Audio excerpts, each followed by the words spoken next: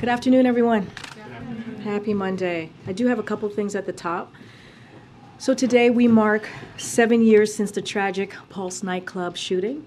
In the middle of Pride Month in 2016, our nation suffered what was then the deadliest mass shooting in American history.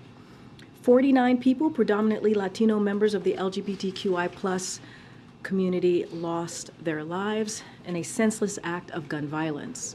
Today, we pray for the families of the victim and every survivor who still carries the trauma.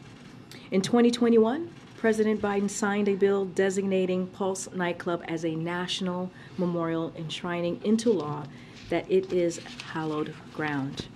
The president is continuing to fight to end the gun violence epidemic and continue to urge Congress to make common sense reforms to keep our communities safe.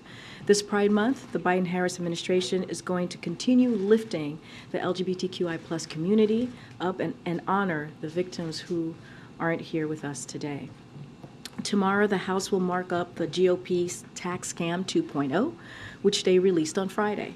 This bill makes House Republicans' values clear. Their priority isn't reducing the deficit, it's giving handouts to rich special interests and corporations that make the debt even larger.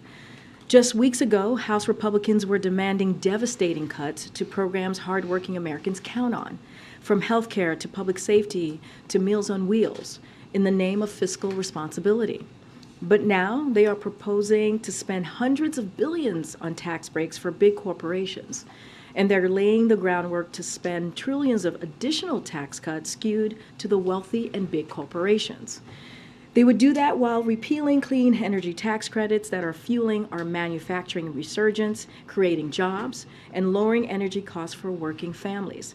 That would ship jobs overseas and raise taxes for the some middle-class families. And they're prioritizing restoring expired tax breaks for big corporations over restoring helping working families that need a little bit more breathing room as it relates to childcare and other things that are important to American families. Those are not the president's values. Instead of failed trickle-down policies, President Biden is growing the economy from the middle up and middle out and bottom up. His economic plan would cut taxes for working people, families with children, and it would pay for those tax cuts and reduce the deficit by ending the taxpayer subsidies for extremely profitable industries and making the wealthy and big corporations pay their fair share. That's an agenda the American people support. So just moments ago, we made an announcement from here, and we are very excited to announce that Tom Perez will be serving as Senior Advisor, Assistant to the President, and Director of Intergovernmental Affairs. Tom will build on the tremendous work of Julie Rodriguez. He brings decades of experience to the White House, having served in local, state, and federal government. His perspective and relationships as a former county councilman, a top civil rights attorney, and Secretary of Labor will be invaluable as we continue to work on government to implement our Investment of America and continue to make our government work for the people and for communities across the country. With that, we have the Admiral in the room today to take any foreign policy questions that you all have. I know it's been a couple of days. Admiral, the podium is yours. Thanks, Karine. How y'all doing today? I don't have any opening statement, so. Oh, okay. Wow. Over to you. You told me that. I did. Hi, John. Thanks for doing this. So I'm wondering if you've completed or if you're in the process of a review to determine how the documents at Mar-a-Lago have impacted national security. Yeah, so I think the Office of the Director of National Intelligence has already spoken to the fact that they were conducting a national security assessment, and I would refer you to them. I don't have any update on that one way or the other. So today during an interview, Senator Rubio said that there's no allegation that there was harm done to the national security. Does that stand as of now? Again, I'd refer you to the Director of National Intelligence. They are working with the Justice Department on this, and they did say that they were going to conduct a national security assessment. I don't know the status of it. They'd be the ones to talk to you about that. Okay, thanks. The administration now says that China already does have this intelligence facility in Cuba. What can you tell us broadly about the threat posed by this facility, and just bottom line, how concerned should Americans be that the Chinese are listening to us from this facility? Yeah, so look, I think you can understand why we're not going to be able to get into too much detail about our own counterintelligence efforts. But as we communicated over the weekend, this is not a new development that China's been trying to achieve some intelligence gathering capabilities in Cuba and frankly elsewhere in the hemisphere. And that from day one, when we came in, we took this issue seriously. We've taken some steps to try to mitigate the vulnerability of those activities, and we're going to keep doing that. And the last thing I'd say is we're confident that we can continue to protect our nation's secrets in this hemisphere and beyond, and that we can continue to defend the country appropriately. And can you just explain why you didn't confirm all of this when it was first reported last week? You said it was inaccurate, but what was inaccurate seemed to basically be the tense that they, weren't going to establish but had already established this facility. Why wait till Saturday to put this out there? I'm actually really glad you asked that question. I can tell you that we were as forthcoming as we should have been at the time the first stories appeared. There is the sensitive nature of this information is such that we just simply couldn't go into more detail even before the first story appeared to try to better inform that reporting. That's how sensitive this stuff is. We just couldn't be more detailed. And then after the first stories appeared, we worked very, very hard, as expeditiously as we could, with the intelligence community to try to get some context downgraded so that we could provide it over the weekend, and we did that. But we were as forthcoming as we should have been, given the nature of this information. Sadly, not everybody seems to take it as seriously as we do, because clearly there's a source or sources out there that think it's somehow beneficial to put this kind of information into the public stream, and it's absolutely not. And there's a limit even now to what we can say about our knowledge of these activities. And I can just tell you, as somebody who works with all of you on lots of different sensitive stories, I wasn't about, in any way, shape, or form, to violate operational security by talking in any more detail, either before the first story or after the first story. Go ahead, Nadia. Thank you. Two questions, first on Iran and second on Sudan. On Iran, the Israeli Prime Minister is saying that any potential deal between the administration and Iran is not going to be binding for Israel. I know the White House denied the talks, but how will complicate the bigger pictures if Israel actually is not cooperating with you and not on board, and how close do you consult with them? We consult with Israel very, very closely. As a matter of fact, I think coordinator for the Middle East, Brett McGurk, was in the region not long ago and had meetings with Israeli counterparts. We consult with them very, very closely. We have a shared idea of the continuing destabilizing behavior and threats coming from Iran in the region. Again, I'm not going to confirm press reports about deals or no deals. We are laser focused on the destabilizing activity, and it crosses a lot of realms. Not just the nuclear ambitions, but the increasing ballistic missile capabilities, the burgeoning defense relationship with Russia, the support to Russia in Ukraine, the harassing of maritime shipping, the support of terrorist networks in the region. I could go on and on. And we talk with the Israelis all the time about this. We have a common sight picture about these threats. Now, the Israelis can speak for themselves, as any nation should speak for themselves about how they're going to deal with the threat. All I can do is tell you what we're doing.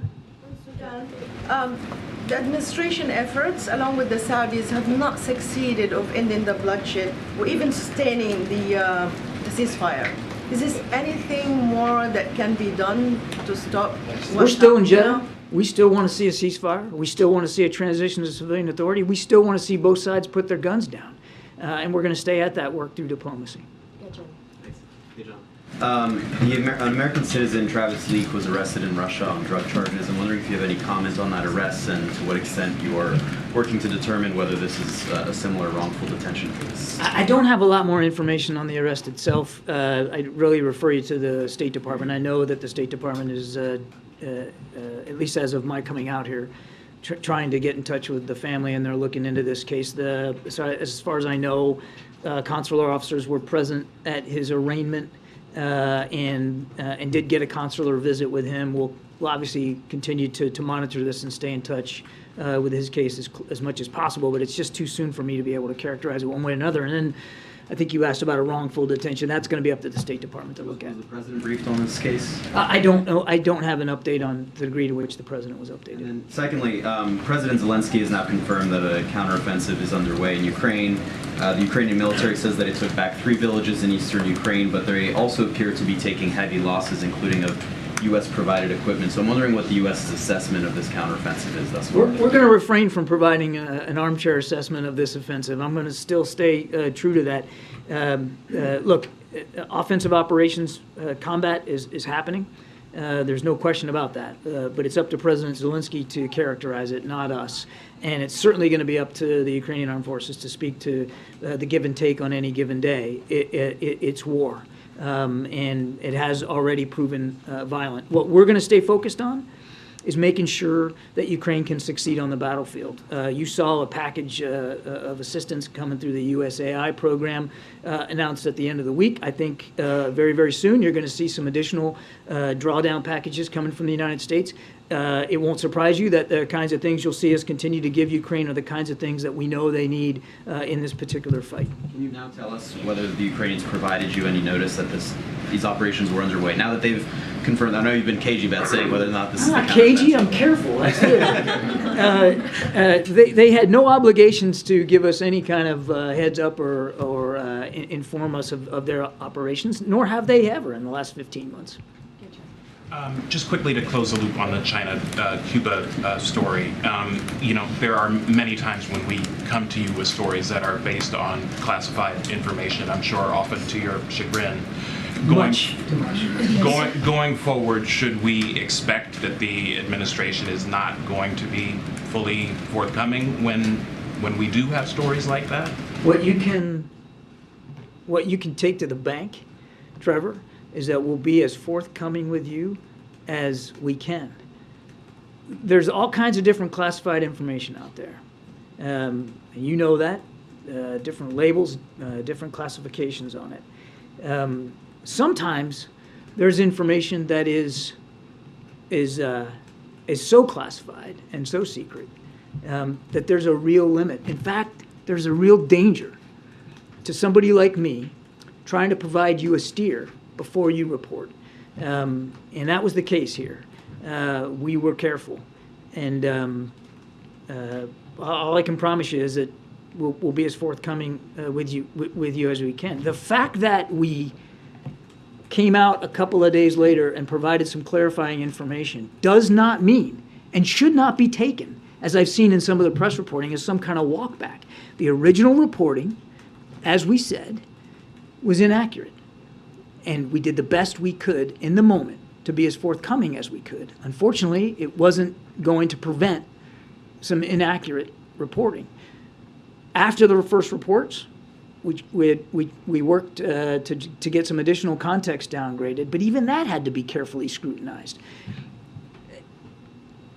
It's shameful that somebody or some bodies somehow think it's okay to put this kind of information in the public bloodstream. Now, you're just doing your jobs. I get that. You got to ask tough questions, and people are going to come to you with all kinds of sensitive information. We'll do the best we can to provide you a steer and to let you know what the vulnerabilities are. Obviously, you and your bosses make the decision about whether you're going to report on it. But I'm comfortable that we were as forthcoming as we should have been and could have been in the moment, and remain that way right now. Understood. Just on the Stoltenberg meeting that's tomorrow now, should we expect that President Biden will be prepared to address any concerns that the NATO Secretary General might have about the handling of classified information related to the Trump indictment? The agenda for the meeting with the Secretary General is going to be pretty wide-ranging. Obviously, it's going to be very, very focused on Ukraine and what the alliance is doing to support Ukraine, what the United States is going to continue to do to support Ukraine. And certainly, it's in keeping with the Secretary General's pre-summit travel. He's making his way to all the capitals, including Washington, and that's really going to be the focus. And will the president ask the Secretary General to stay on for another term? I'm not going to get ahead of the president's decision-making with respect to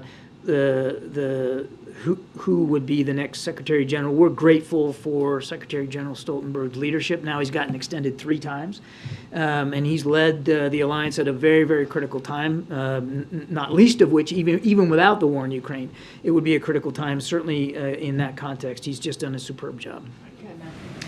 Thank you, John. I want to take another stab with the Mar-a-Lago documents.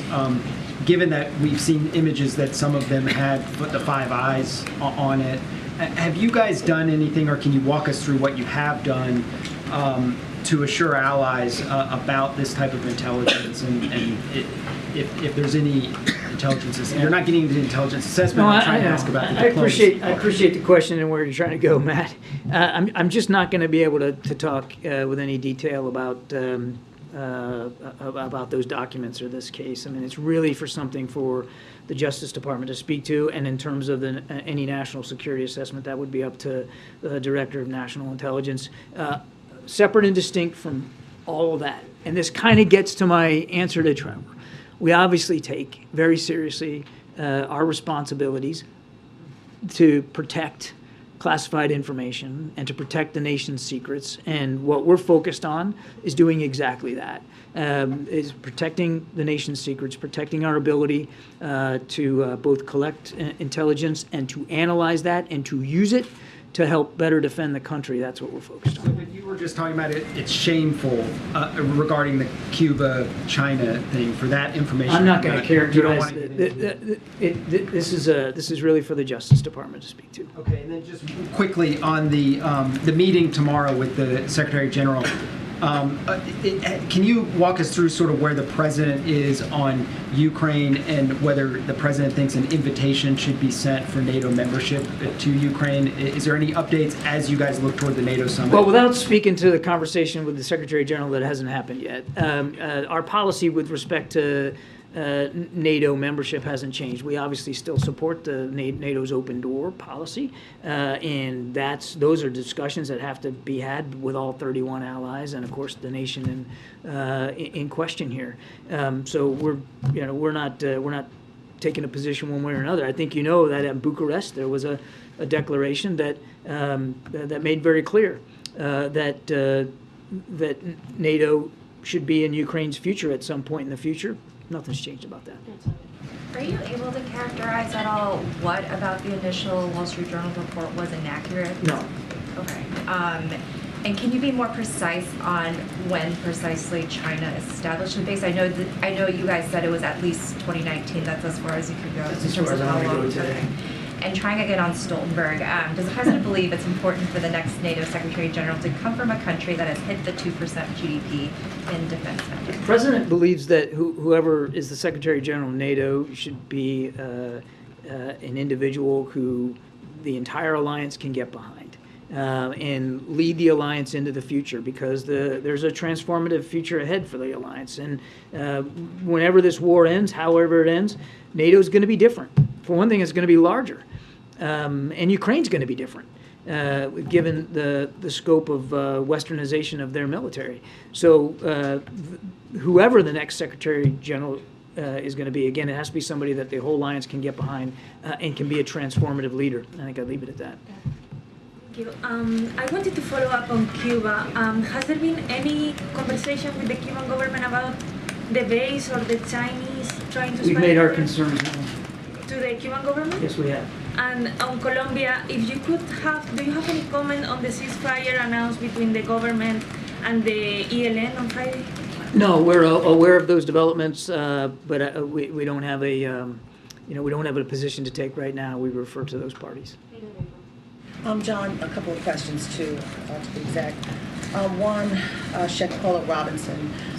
We know that former domestic policy advisor as well as the head of public engagement, met with family and attorneys about the possibility of extradition of the suspects.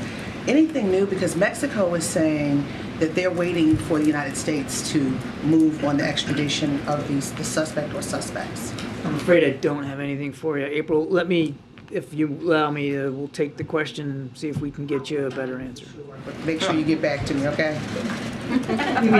You mean you don't think I will? I know you will, John. I know you will. But the next question, really fast.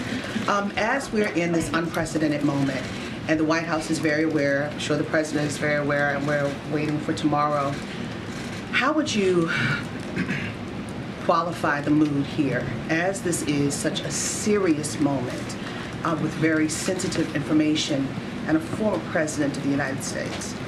The President is focused on his tasks as Commander-in-Chief, April. Again, we're going to let the Justice Department speak to this. His focus is on making sure, as Commander-in-Chief, that he can continue to defend the country, continue to advance our economic competition with competitors like China, make sure that we can advance our foreign policy around the world. That's where his head is. It's squarely on the work in front of him. But you can't ignore this moment, though. As this president is someone who is a student of history and part of history, to see the person that he was the next in line for to be going through this moment. The President respects the rule of law and the democratic institutions of the United States of America, and takes very seriously his role as President of the United States in advancing that. And he also, as you've heard Karine say much better than I can, he fully respects the independence of the Justice Department and allowing the Justice Department to do their job unimpeded and uninterrupted, certainly by him or anybody on his staff. John, last Friday, during the press conference between President Biden and the Prime Minister, President Biden again emphasized the solar facility investment in Angola. Is there any possibility in the future President Biden visit Angola to see firsthand this solar facility that he keep emphasizing? He's very proud of the work we're doing on the continent, and in implementing so many of the things that we agreed to implement at the African Leaders Summit last December. And as you heard him say many times, he does plan to visit the continent. I just don't have anything on the schedule right now to speak to in terms of when and where and what that would look like. John, is there an effort to find the source of the leak on the Cuba base now? Not that I'm aware of. And I guess the reason why this has been characterized as a walk back is that saying that the report was inaccurate left all of us with the impression that this base didn't exist or would not exist. Having heard you saying that you went as far as you could on that, was a reason for your statement at all related to Blinken's travel to China next week? No. And then John Ratcliffe said that the allegation that there was a Chinese spy base in Cuba under the Trump administration is not true. What do you say to that? Not an allegation, true. And our assessment is that the previous administration would have had the same access to that intelligence as we did. Do you think they knew about it? And That's up to them to speak to. They would have had the same access to the intelligence that we would have. when you were briefed on its existence, was the administration told whether or not this information was embraced by the previous administration, or anything had been done about it under the previous? I don't know about what was transferred in as far as the transition between the two administrations with respect to this particular issue. I just don't know. So how should we understand him saying it didn't exist and you guys saying it did? What should we take away from that? All I can tell you is that it's our assessment that the previous administration would have had access to the same intelligence that we did. Now, whether they availed themselves of that access, whether any one individual saw it and others didn't, I can't speak to it. We weren't here at the time. Given the events in Miami tomorrow, we all understand that this administration is trying, or at least this White House is trying to distance itself from anything related to the Trump indictment. But if this were a different defendant and a different set of facts, there would always be some oversight from the White House for concerns about larger security issues outside of the court, the kinds of event-related things. Is the White House monitoring that in terms of Homeland Security beyond just at DHS headquarters or just at DOJ? So is there the normal interface? And my larger question is, because you're trying to not talk about it, does that make this more vulnerable to not have the oversight from the White House or the resources or the attention to it? Does it make security more vulnerable because The White House is trying to stay out of it? Yep. the short answer to that, Kelly, is no. I mean, look, without getting into the specifics of this case, I won't do that. Of course, we maintain as a routine matter every day. We maintain connective tissue with state and local authorities for any potential of civic disturbances that could turn violent. So that connective tissue still exists. It exists right now. It exists today, and we'll keep it going. But I won't be able to speak with any more granularity about what security precautions might be taking place down there. But as a matter of course and standard procedure, we stay in touch with state and local authorities as appropriate. So the sit room would monitor things tomorrow like it would any other? Like any other issue, we would certainly be paying close attention and making sure that to the degree that federal assistance is needed, that it's provided. But again, I don't want to go beyond that, and I don't want to speculate about what might or might not happen tomorrow. A few more SV in the back. Yeah, thanks, Admiral. The administration, like all administrations, share information for oversight with the Gang of Eight. There are 2 members of the Gang of Eight so far that I've seen. One of them who says what happened with the documents of Mar-a-Lago is really not a big deal. Another one says it's okay because there's a lock on the bathroom door. So is there a reason perhaps to have a discussion with some folks on the Hill about stuff? Is there a reason to have a conversation with people on the Hill about stuff? Look, I appreciate where you're coming from. I appreciate where all of you guys are coming from on this. I'm just simply not going to talk about this ongoing case. That is really for the Justice Department to speak to, and I'm just not going to be able to go beyond that. Thank you. Thanks. I have trying to keep a follow-up, and that's an Iran question. So does this mean that Secretary Blinken's trip is still on, and does this just change You'll any have of to talk to Secretary Blinken and the State Department. Does this about change any of the travel plans. priorities or the objectives? It doesn't change. Look, I won't speak to his travel or plans. That's for them to speak to. But nothing's changed about the fact that we understand the bilateral relationship with China is tense right now. And nothing's changed about the fact that the president wants to keep the lines of communication open with the PRC. And we talked about this last week, some of the important lines of communication, military to military, are not open. And we want to get them back open. So all of that still tracks. But as for whether this recent reporting out of Cuba is going to affect Secretary Blinken and his travel plans, I would not expect so. But again, I would let you speak to the State Department to talk about that. Iran, I'm sure you know the president of Iran is doing a tour of Cuba, Venezuela, and Nicaragua. Just your reaction, your thought on, what he can achieve there and how the U.S. might be countering whatever he's trying to achieve there. And then also... I'm sorry, who is traveling? The president of Iran. And then just on the report that China supplied some drone ingredients to Iran to be sent to Russia. Is there any veracity to that report? Is that true? And if so, what can... I cannot confirm that reporting. And as for the president's visit to Central America, they can speak for their travel habits and their agenda. We don't ask countries in this hemisphere or any other to choose who they're going to associate with or who they're going to talk to or who they're going to allow to visit. That's for them to speak to. We're focused on our own national security interest in the region. Thank you. I mean, look, I can't speak to the agenda or what he's doing or what he's going to meet with. Are we concerned about Iran's destabilizing behavior? You bet we are, and we have and will continue to take steps to mitigate that behavior. Admiral, you were talking about the close coordination that the White House has with the Israeli government. Can you confirm reporting that the Israelis have spoken with the White House about intentions to announce later this month about the building of thousands of new housing units in the occupied West Bank? I can't speak to that. I don't. I certainly wouldn't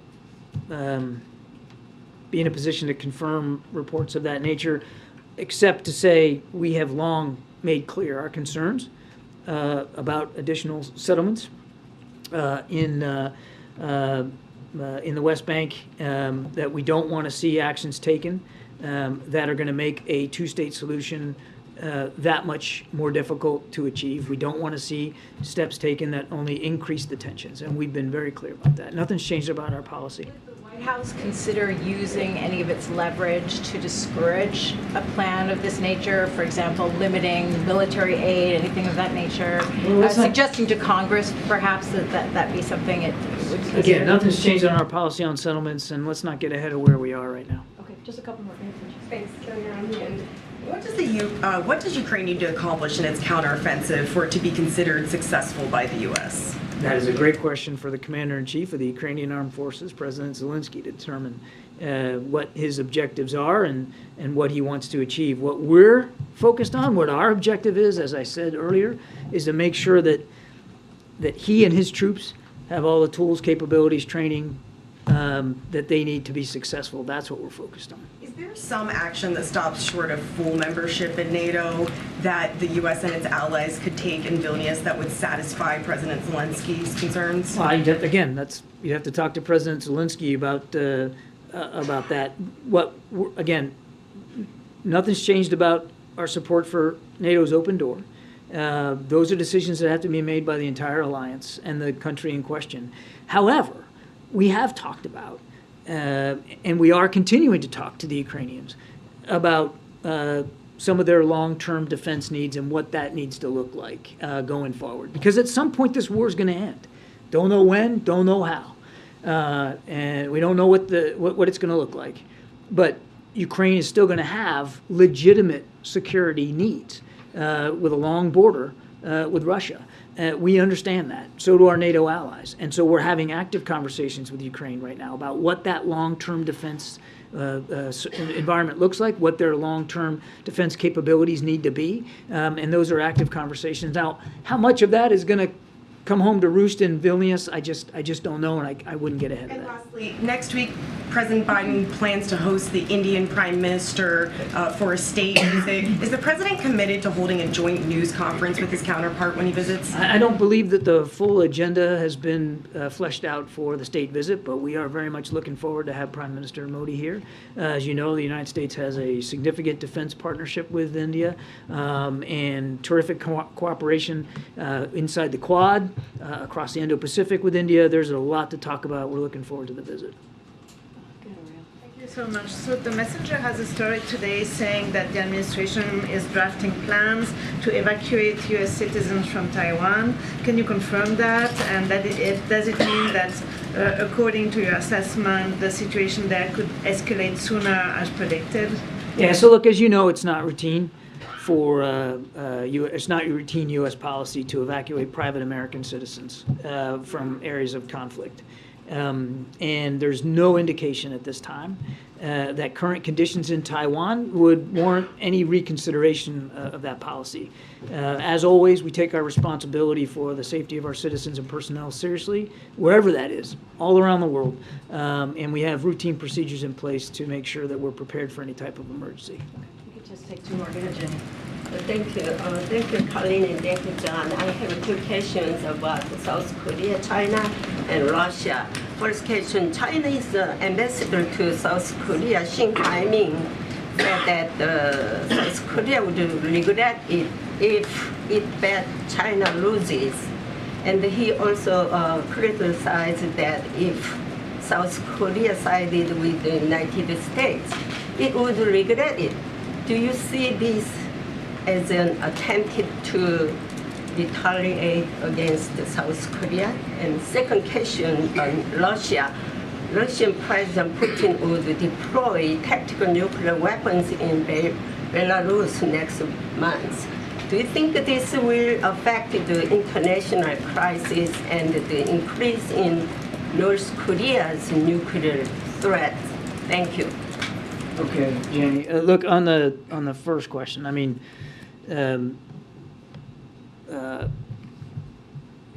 it certainly appears as if there was some sort of pressure tactic here used.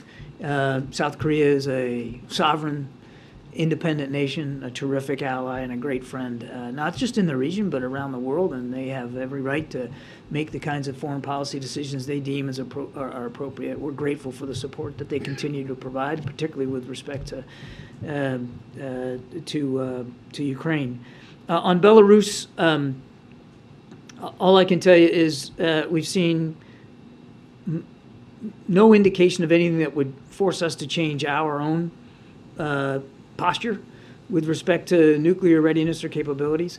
The constant rhetoric, in this case out of Lukashenko, it just is in keeping with reckless and irresponsible ways of talking about nuclear capabilities. But again, we haven't seen any indication that movement of nuclear weapons is imminent or happening, and we certainly haven't seen anything that would cause us to change our own posture. I can't speak for what that irresponsible, reckless rhetoric impact that might have on Pyongyang. I haven't seen anything that would connect the two.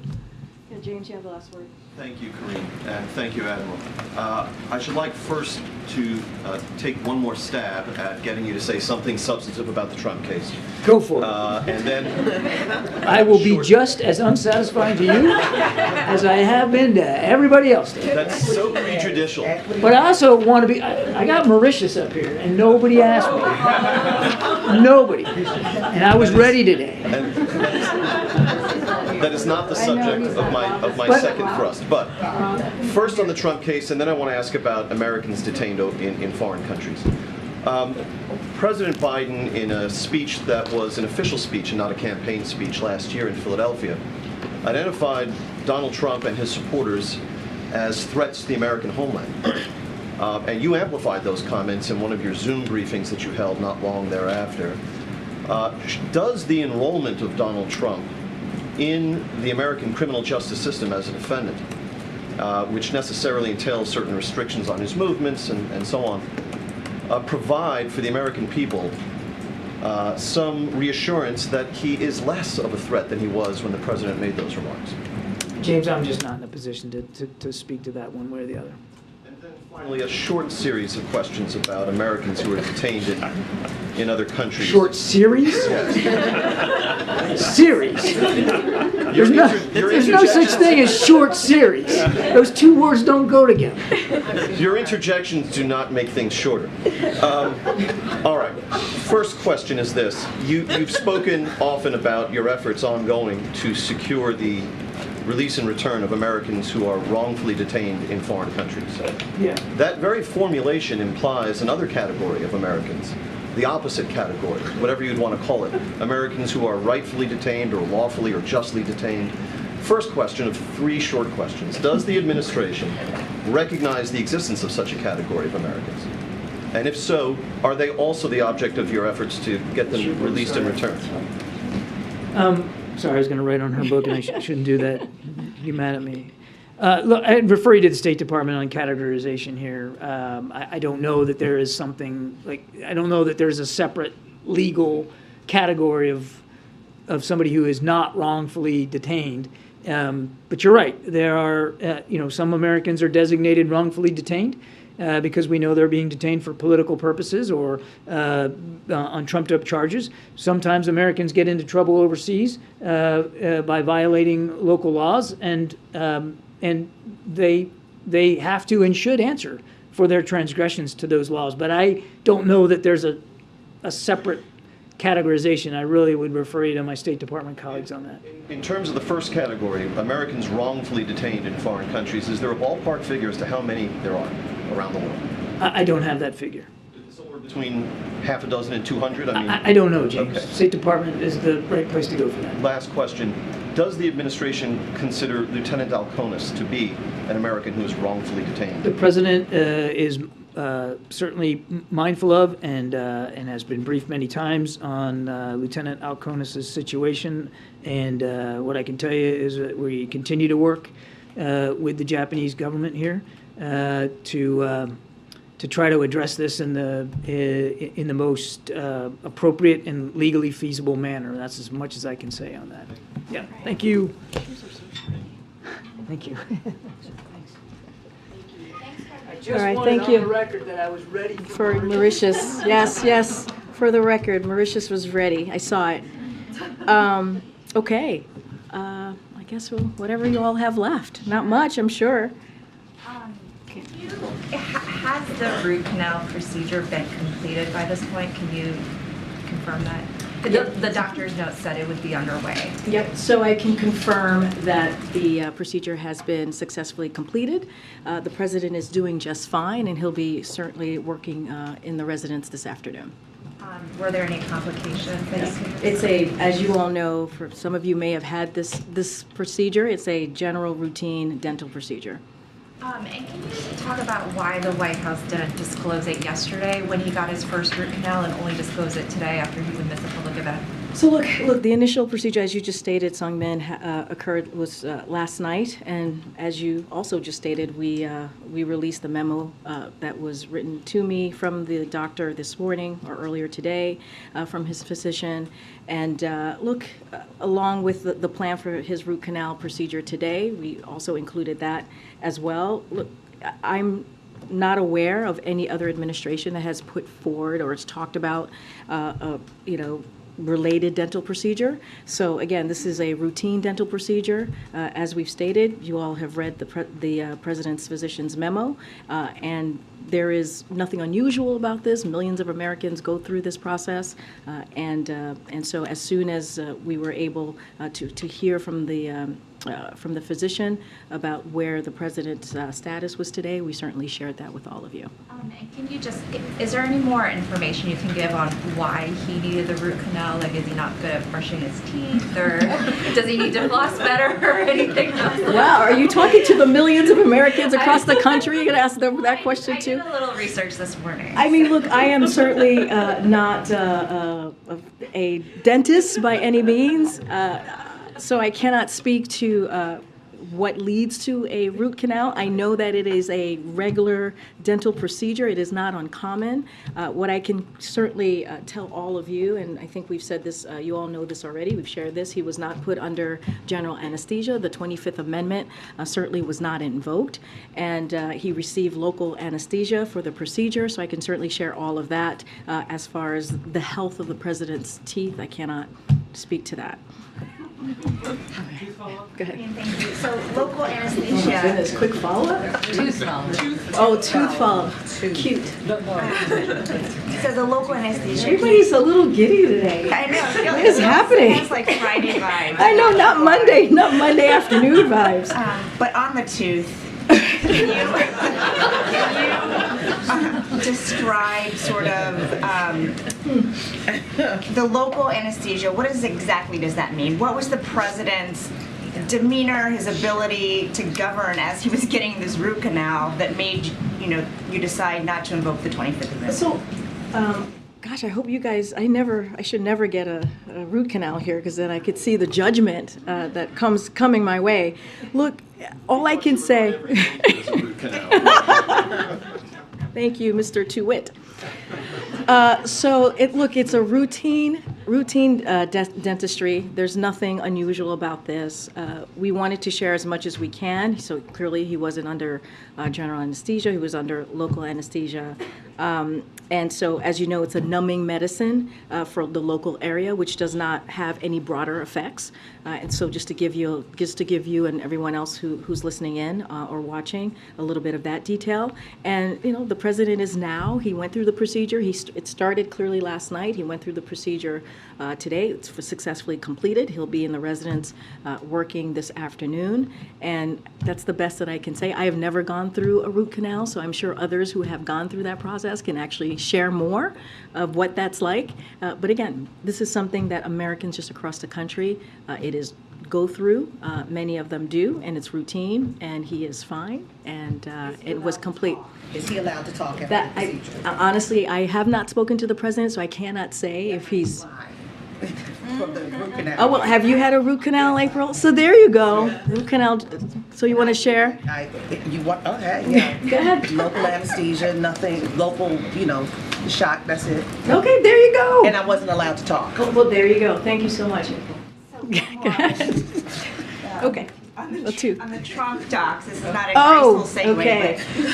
but Different segue here. Given the severity of the case that a former president was charged, and the sensitivity of the documents, are you concerned that the intelligence review has not been wrapped up yet? I mean, shouldn't it be expedited? And what can you share with the American public about, whether national security was threatened or not?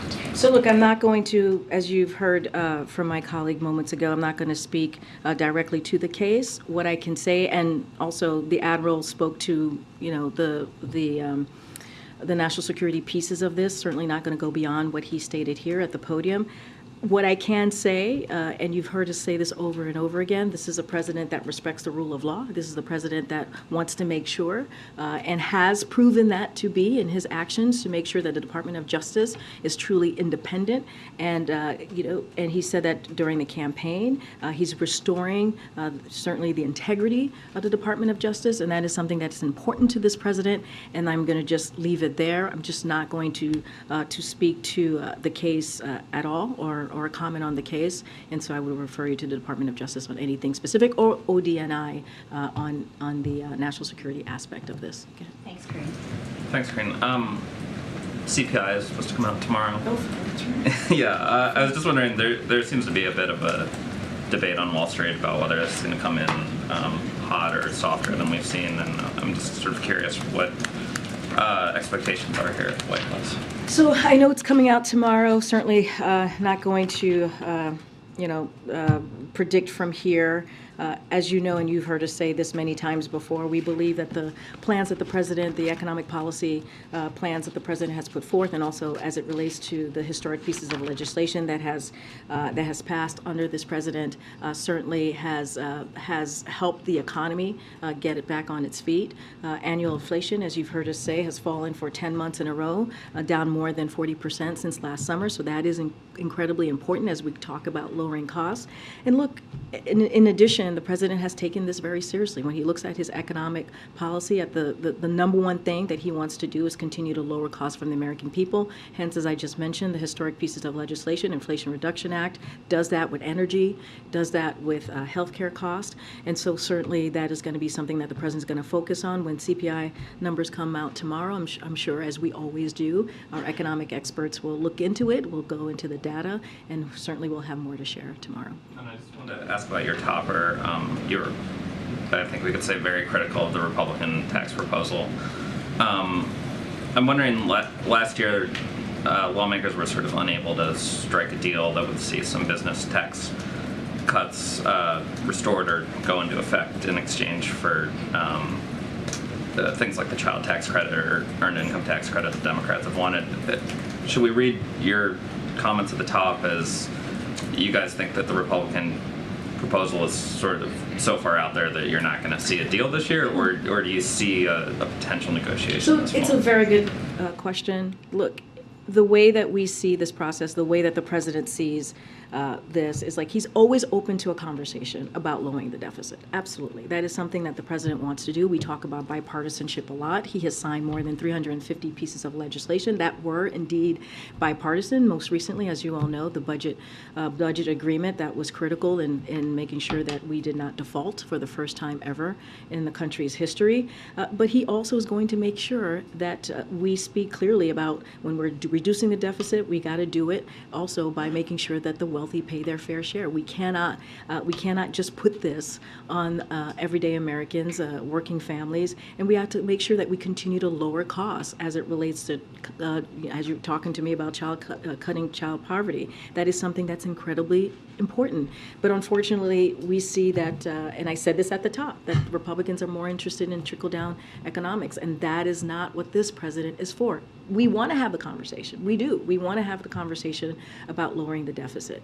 That the budget that we just, budget agreement that we just signed, does that by $1 trillion, and that was in a bipartisan way. So let's continue to have those types of conversation on how we can really deliver for the American people, lower cost, and make sure that the wealthy pay their fair share. Just to very clearly buttonhole it, though, would a tax deal have to lower the deficit for the White House to sign off on it? Because if business taxes are cut and earned income tax credit or child tax credit come in, most likely that will in combination raise the deficit, but it might have sort of positive effects. Well, that's why we say lowering the deficit and making sure the wealthy pay their fair share, right? I think that's why we say those things in conjunction, because we think that's how you really move forward with that type of policy in a fiscally responsible way. That's what the president is about, doing things fiscally responsible, and you see that in his actions, you see that in his economic policy, right? We did it in a fiscally responsible way. I think that's a bless you for the person back there.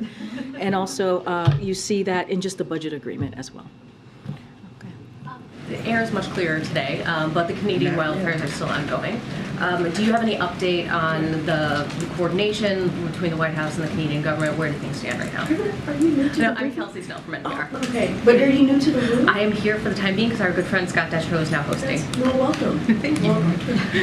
Okay, so I do have a couple of things to share. The USDA is in receipt of the senator's letter. There was a letter from Senator Schumer, and so just wanted to make sure that you all just focusing on that because he wanted to know what else we were doing as well. But since May, more than 600 U.S. firefighters and personnel have been on the ground to help Canada battle these fires. We've mentioned that. I've mentioned that from here. The president has mentioned that as well in his press conference last week.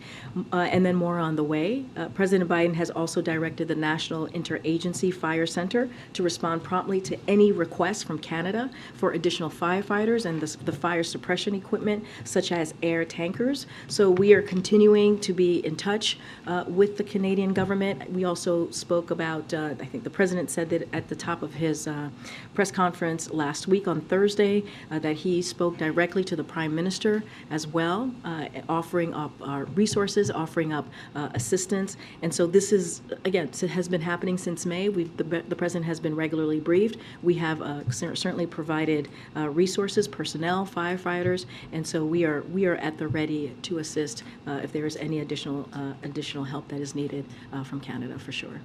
Go ahead, Karen. I haven't called you. A couple questions, if I can, on the I-95 collapse. Has the president now spoken with the Pennsylvania governor or Philly Mayor Kennedy about this? And will he visit the site when he goes to Philadelphia on Saturday? So I can say that I don't have any calls to read out from the president as it relates to the governor or the mayor. I can say for sure that Secretary Buttigieg has been in touch with the governor and the mayor. I don't have any travel, amended travel to lay out from the president this week. Secretary Buttigieg said today that there's going to be a major disruption for the Northeast region in terms of supply chains and movement of goods. Is there something the federal government can do, something that's been learned from previous supply chain challenges and disruptions to ease issues now in that area over the next couple of months? So it's a really good question. What I can tell you is that as I mentioned, we are certainly prepared to offer any federal support. The FHWA, which is the Federal Highway Administrator, will be administrator, something like that, will be in Philadelphia today on the site to kind of take a look at exactly what happened with the collapse. And so he certainly will be kind of investigating, taking a look. And so, look, this is why the bipartisan infrastructure legislation is so important. This is why the president fought so hard for it. As I was asked about, can we do things in a bipartisan way? Not really asked that way, but I laid out that, this is something that the president really wants to do. And so that law is going to address crumbling roads and bridges across the nation. And let's not forget broadband and so many other things that's important to communities across the country. So with that law, I think that we can hopefully be in a place where we are addressing these types of issues in a real way. But again, the administrator is going to be on the ground today. Is going to take a look at exactly what happened. I don't want to get ahead of that. Okay. Thanks, Karine. Do you have any reaction to the death of Silvio Berlusconi? Silvio Berlusconi. Yes, I do have something to share about the Italian, the former. I do have something here. So former Italian Prime Minister. So we extend our condolences certainly to the former Prime Minister's family and friends, and to the government and people of Italy upon his passing. Italy is a long-time friend and ally of the United States, and the Prime Minister worked closely with several U.S. administrations on advancing our bilateral relationship. We stand with the people of Italy today as they mark the passing of their former Prime Minister. Go, Jeremy. Thanks, Karine.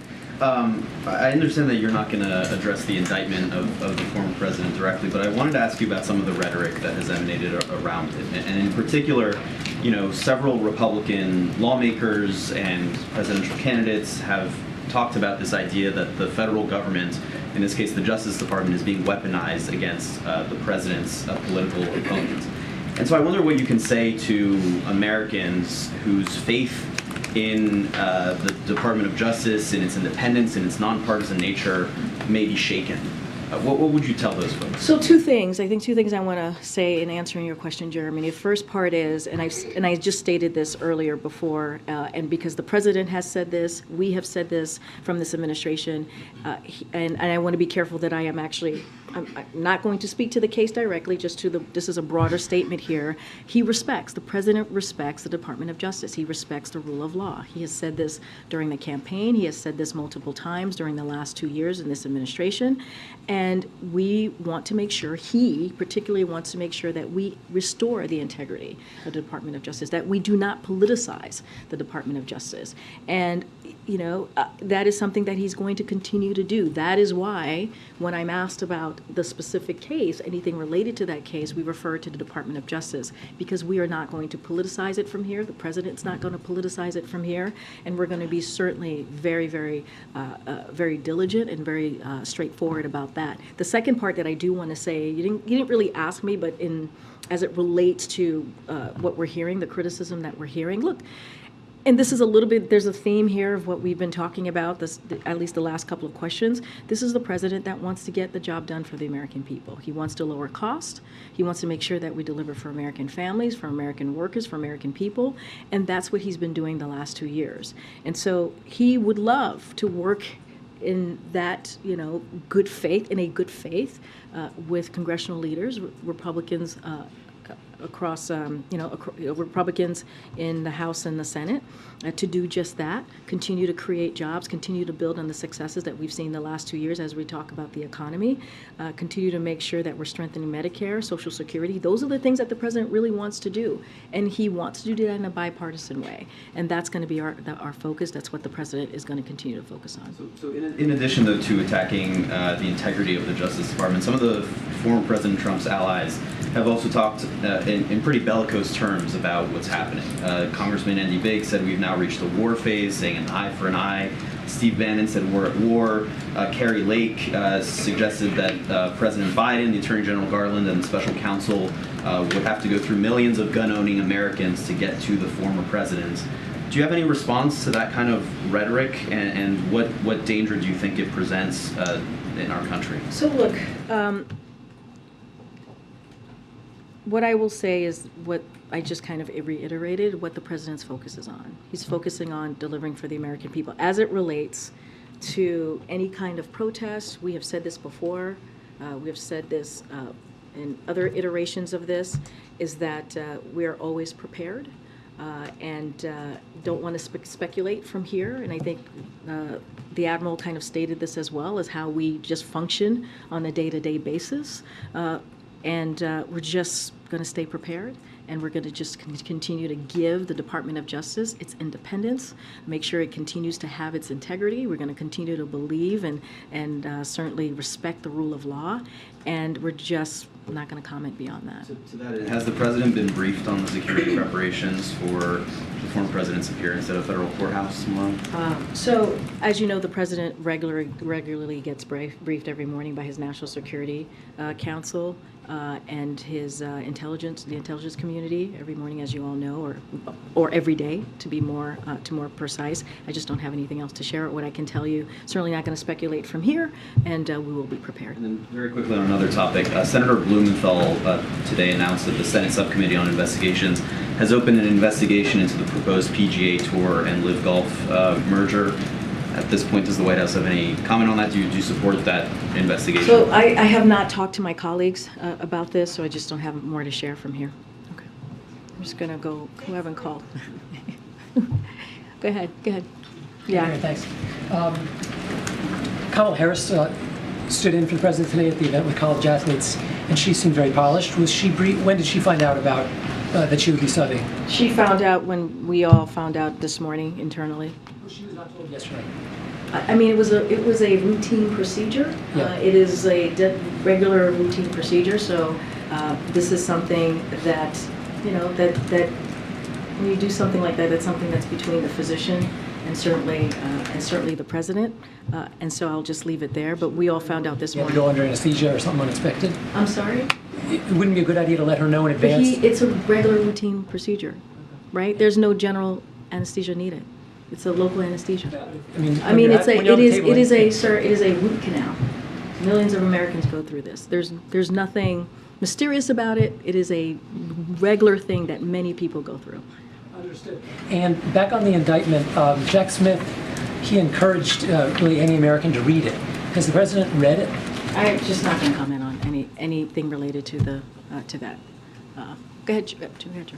Karine, thank you. Has the White House had any progress or made any progress on getting Senator Tuberville to back off his hold on these dozens and dozens of senior military officials who can't be confirmed by the Senate because of Senator Tuberville? So look, I've talked about this many times and how dangerous what the senator is doing. I would refer you to the senator directly and ask him those questions about why he's doing this and what his next move might be. I just don't have anything else to share from here, but certainly we have talked about our disappointment in his reaction to getting our nominees forward, which are incredibly important for the American people as we talk about national security, as we talk about moving the agenda forward. Yeah. Okay. Go ahead. Jared Bernstein's vote in the Senate is expected this week. Does the administration have an outlook on the vote? Do you have any concerns that you may not be able to? So I don't have an outlook on the vote count. As you know, this is Jared Bernstein has been in the administration for the last 2 years as the president's economist, one of the president's economists. Jared has had a long relationship with the president as vice president. So we look forward to getting him through. Certainly, he has the full support of this president, and so I'll just leave it at that. But clearly, we are all in on getting him through the confirmation process. All right, guys, I'll see you tomorrow. Thank you. Thank you.